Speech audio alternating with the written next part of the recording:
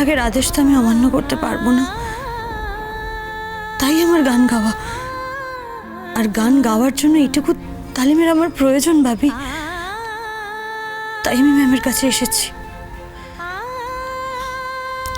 আমার তরফ থেকে আমার এইটুকুই বলার, কেউ যদি আমায় বিশ্বাস না করে, কেউ যদি অন্য কিছু ভাবে, তাহলে আমি তার প্রতিবাদ করব না। এর জন্য যদি আমার বাড়িতে আমার জায়গা না হয়, তবুও আমি কিছু বলবো না। তবে একটা কথা তুমি মেনো ভাবি, ম্যাম কিন্তু আমাকে সত্যিই ভালোবাসেন, আর ওনার ভালোবাসায় কোনো স্বার্থ নেই। কিসের ভালোবাসা? হ্যাঁ, কিসের ভালোবাসা? সারাটা জীবন যিনি লোকচক্ষুর অন্তরালে থাকলেন, তিনি আর কাউকে ভালোবাসতে পারলেন না, তোমাকে দেখি ব্যস্ত হয়ে পড়লেন এ বাড়িতে নিয়ে আসার জন্য। এটা যে ভালোবাসা নয় সেটা বোঝার মতো বুদ্ধি আমার আছে।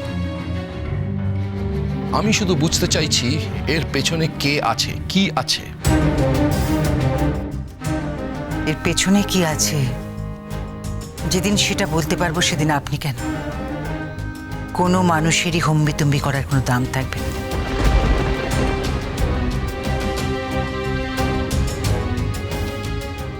কিন্তু আজ সেটা বলতে পারছি না চন্দনবাবু, কারণ আমি যা বলবো সেটা আপনাদের বিশ্বাস করাবার মতন কোনো প্রমাণ আমার কাছে নেই। আর এই পৃথিবীতে প্রমাণ ছাড়া অন্য কিছুর তো কোনো দাম নেই। মানুষের অনুভূতি, মানুষের বিশ্বাস, মানুষের একাত্মবোধ সব কিছু মিথ্যে হয়ে যায় যদি প্রমাণ না থাকে। ভুল বললাম? আপনি একজন সেন্সিবল মানুষ। রাস্তা থেকে একটা বাচ্চাকে কুড়িয়ে নিয়ে গিয়ে নিজের সন্তান মনে করে তাকে মানুষ করেছে, এখনো তার সাথ দিয়ে যাচ্ছে। আপনি বোধহয় আমার কথাটা বুঝতে পারবেন চন্দনবাবু।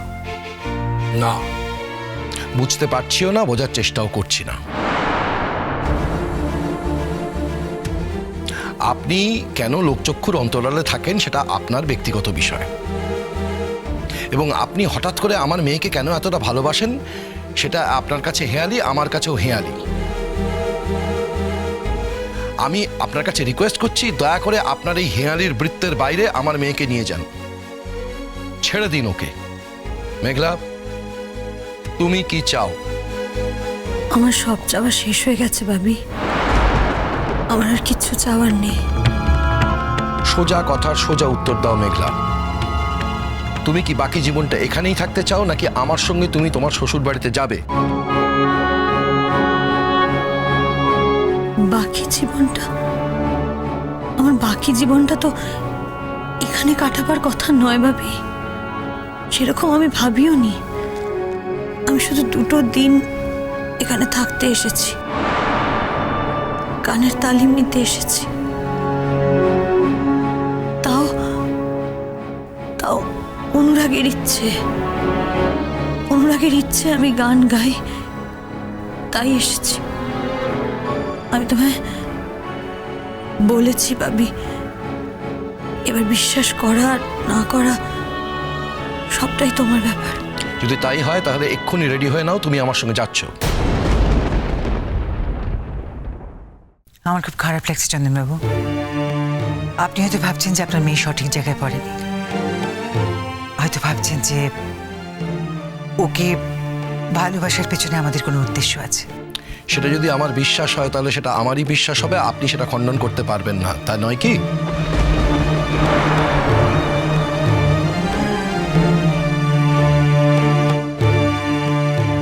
ভাবি, তুমি তো সারা জীবন আমার সব কথা রেখেছো, আজ এই কথাটাও একটু রাখো ভাবি। প্লিজ তুমি ম্যামকে এভাবে ছোট করো না ভাবি। আমি জানি না ম্যাম কি ভেবে কি বলেছে, আমি শুধু এটুকু জানি ওনার মতন মানুষের পক্ষে কারোর ক্ষতি করা সম্ভব নয়, নিজের ছাড়া। ভাবি, আমি ম্যামকে খুব মিস করি, তাই ওনার কাছে এসেছি। এই অপরাধের জন্য তুমি আমার সাথে সব সম্পর্ক শেষ করে দিতে পারো, কিন্তু এটাই তো সত্যি ভাবি।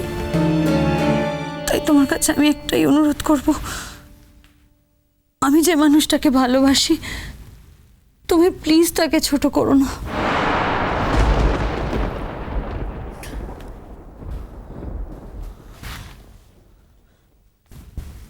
ম্যাম,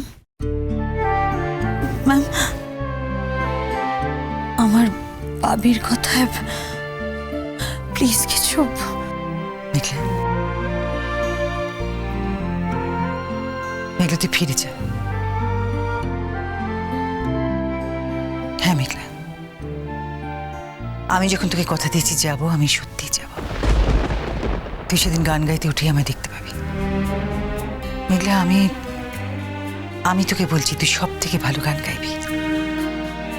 আমি তোকে বলেছি না, তুই তো এখন শুধু গান গাস না, গানের মধ্যে দিয়ে তুই তোর কান্নাকে উজাড় করে দিস। খুব ভালো গান হবে মা। দেখ, অন্য যেই আসুক, সে যত ভালো গানই গাক, আমার বিশ্বাস তুই সবচেয়ে ভালো গান গাইবি। আর একটা কথা মনে রাখিস মেঘলা, এই যে তুই বলছিলি যে অনুরাগ তোকে স্বপ্নে দেখা দিয়ে বলেছে গান গাওয়ার কথা, মেঘলা, অনুরাগের সেই ভালোবাসার কখনো অমর্যাদা করিস না। নিজের বিশ্বাসের কখনো অমর্যাদা করিস না। খুব ভালো গান হবে। আর তো মাত্র একটা মাত্র তো রাত। তো শ্বশুর বাড়িতে যাই ঘটুক না কেন মেঘলা, আপসেট হবি না। হাই মা।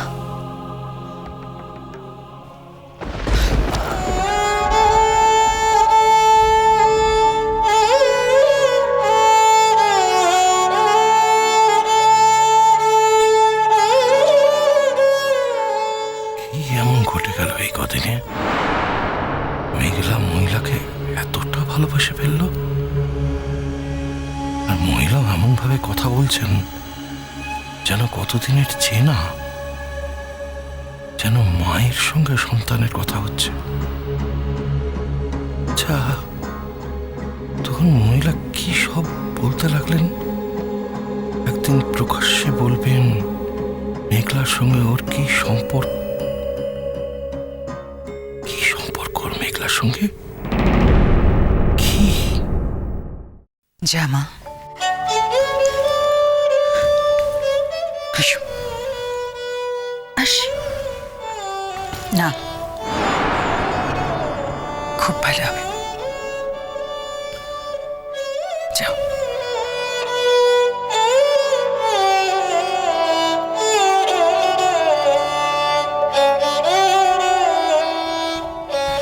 চলো ভাবি, আমি রেডি আছি। আর ভাবি, অনুরাগের বাড়ি ছেড়ে আমার আর কোথাও যাওয়া হবে না। আমি ওই বাড়ি ছেড়ে কোথাও যেতে পারবো না। ওরা আমাকে বারবার তাড়িয়ে দিলেও আমি ওই বাড়িতেই ফিরে যাব, কারণ ওই বাড়িতে অনুরাগ ছিল। ও যদি কোনোদিনও ফিরে আসে তাহলে তো ওই বাড়িতেই আসবে।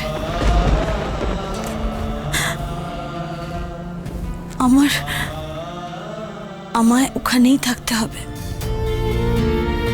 কারণ আমার আর কোনো জায়গা নেই। চলো।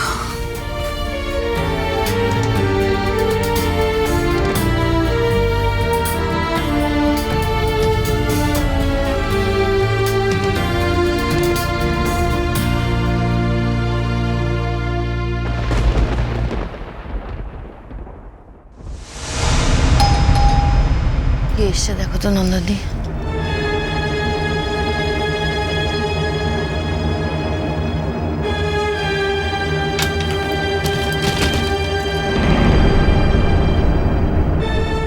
ও ছোট বৌদি, দেখো কে এসেছে।